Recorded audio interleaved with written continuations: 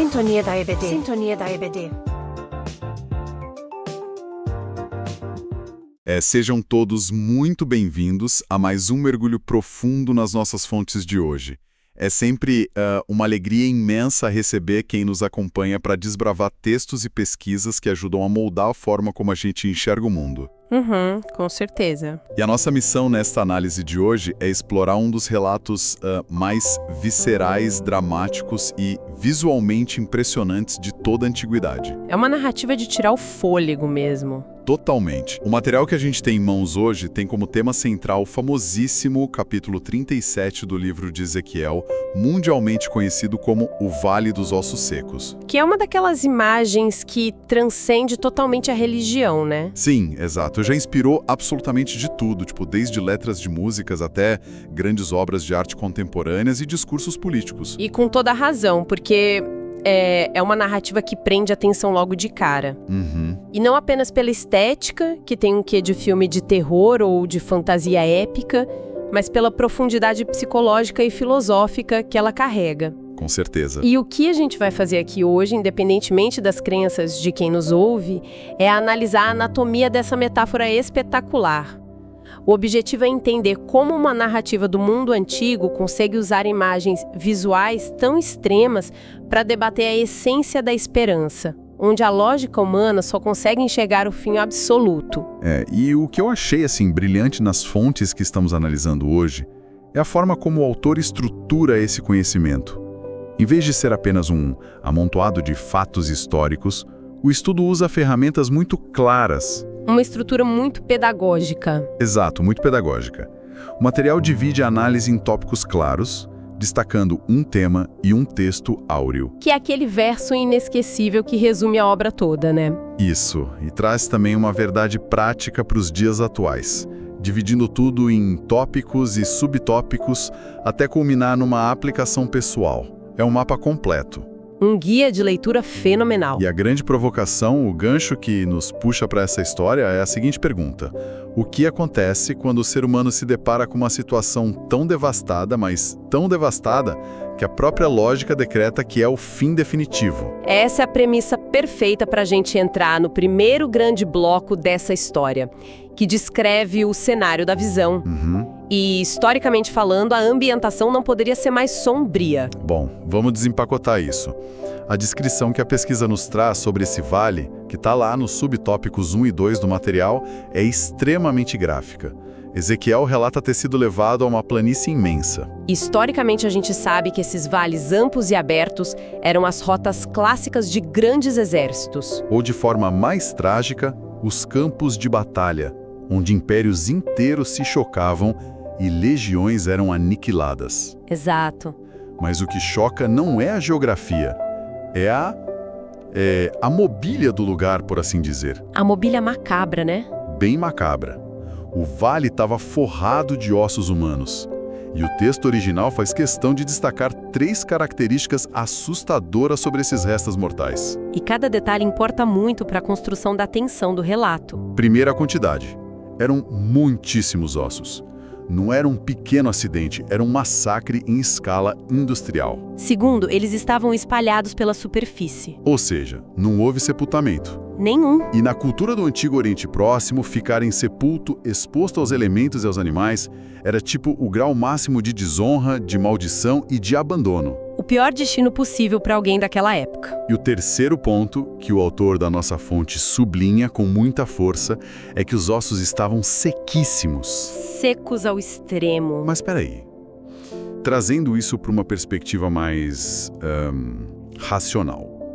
Se a pessoa se depara com um mar de ossos brancos e calcinados pelo sol, a primeira reação não seria simplesmente sair correndo ou achar que perdeu o juízo? O que é fascinante aqui é observar justamente o conflito interno de quem está vendo isso. A pesquisa nos lembra de um detalhe biográfico crucial no material base. Ezequiel não era apenas uma figura profética. Ele tinha outra função. Sim, a formação de berço dele, a profissão original era de um sacerdote judeu. E os sacerdotes tinham aquelas regras de pureza absurdas, certo? E rigorosas ao extremo. Dentro daquela estrutura do antigo Israel, a pureza ritual era a base da vida. Tocar em um cadáver ou até mesmo respirar o mesmo ar num recinto com restos mortais representava uma contaminação severa. Significava ficar impuro, né? Sim, ser cortado de suas funções.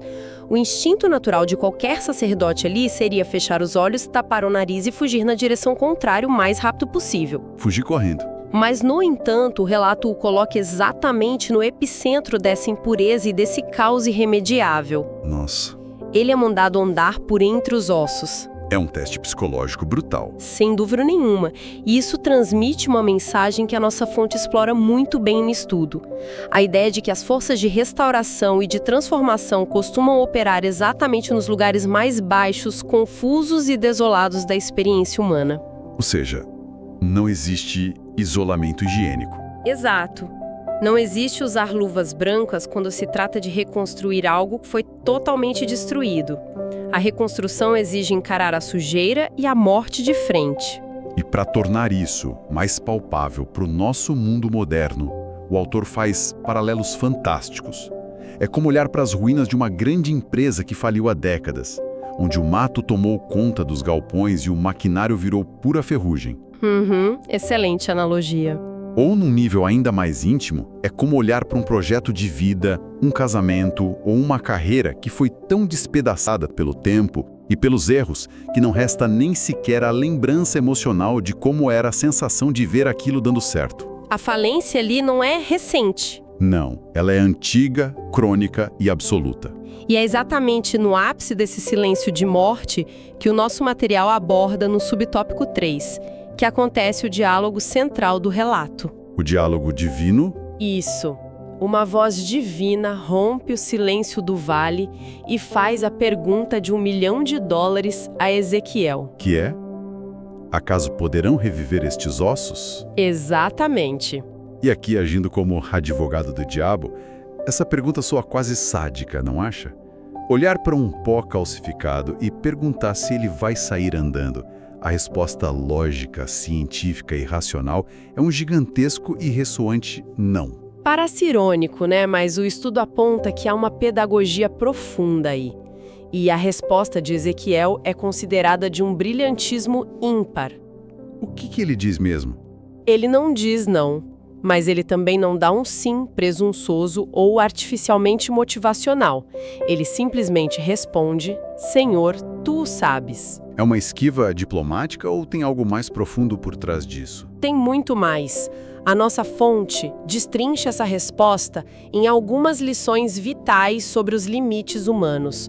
O autor explica que a pergunta não foi feita por falta de informação, mas sim para confrontar a testemunha ocular com o limite absoluto da capacidade humana. Entendi. Ezequiel reconhece a sua própria limitação diante do irreversível e devolve a autoridade da resposta para quem fez a pergunta. Que seria uma postura de submissão e fé. Exato. É uma postura de humildade intelectual e espiritual.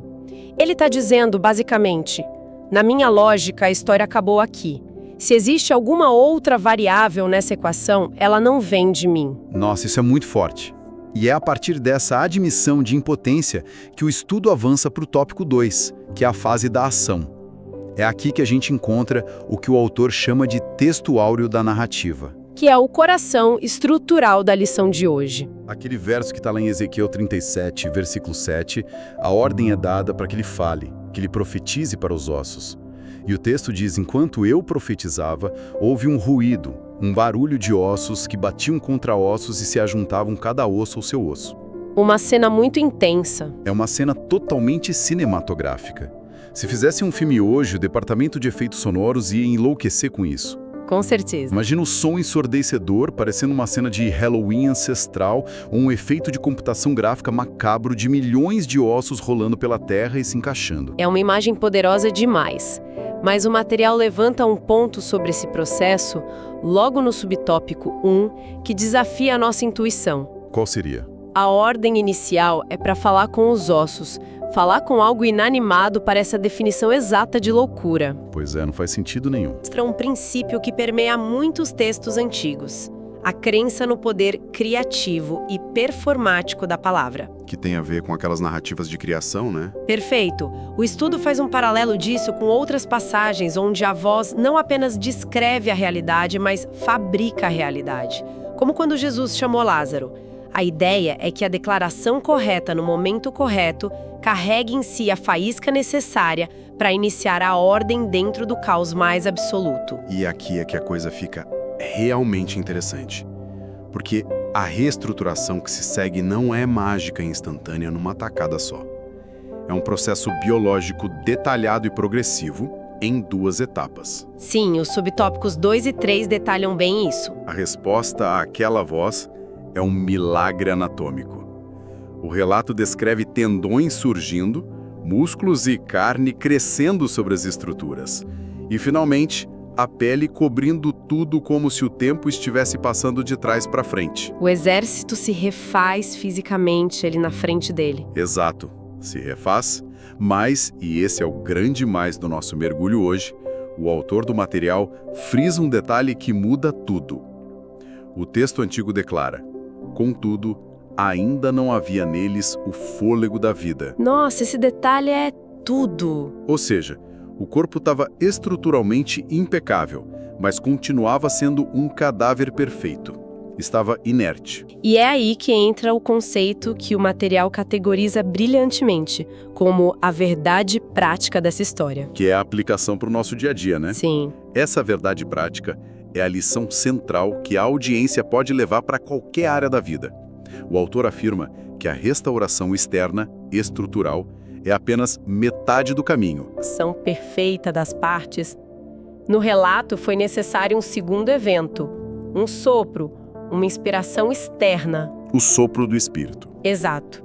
Descrito como vindo dos 4 ventos, para que aqueles corpos abrissem os olhos e ficassem de pé de fato. E fazendo a ponte para o nosso dia a dia, essa metáfora da forma sem vida é um soco no estômago. Isso explica muita coisa na nossa sociedade atual. Demais.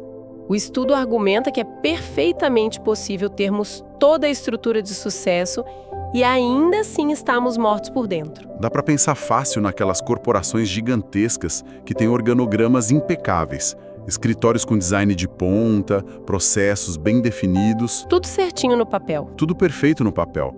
Mas a cultura interna é tóxica, os funcionários estão exaustos e não há inovação real. Eles têm os ossos, os tendões, a pele bonita do marketing, mas não tem fôlego. Não tem vida verdadeira. Ou então, num nível individual, pensemos numa rotina de vida milimetricamente calculada para parecer perfeita nas redes sociais. Ah, isso acontece muito. A carreira certa, a academia em dia, o planejamento financeiro impecável. A estrutura tá toda lá, mas a pessoa sente um vazio ensurdecedor. O esqueleto tá montado, mas é estéril. Essa é a armadilha da modernidade. Confundimos organização com vitalidade. A verdade prática nos lembra de que reestruturações logísticas não geram por si só um propósito verdadeiro. É preciso algo a mais. Sem o que o texto chama de sopro da vida, o que a gente tem é apenas um agrupamento estático e sem motivação, por mais esteticamente impecável que ele seja aos olhos de quem vê de fora. E o que tudo isso significa dentro do contexto histórico? Partindo agora para o tópico 3 da nossa análise de hoje. A interpretação divina e histórica. Quem eram de fato esses ossos no mundo real de quem escreveu isso? O material não nos deixa na escuridão da metáfora. Quando entramos na parte da interpretação, a pesquisa revela a resposta sem rodeios. Os ossos representavam naquela época toda a nação de Israel. Que estava vivendo o trauma do exílio na Babilônia, né? Exatamente. E o cenário era desolador. O próprio povo é citado dizendo: os nossos ossos se secaram e pereceu a nossa esperança. Estamos de todo exterminados. E se conectarmos isso ao cenário maior do mundo antigo, a profundidade desse lamento é chocante. O Império Babilônico no século VI, antes da nossa era, não apenas vencia guerras, ele era especialista em apagar identidades. Um apagamento total. Sim. Quando eles destruíram Jerusalém, queimaram o templo e levaram a população cativa, não foi apenas uma derrota militar ou a perda de um território no mapa.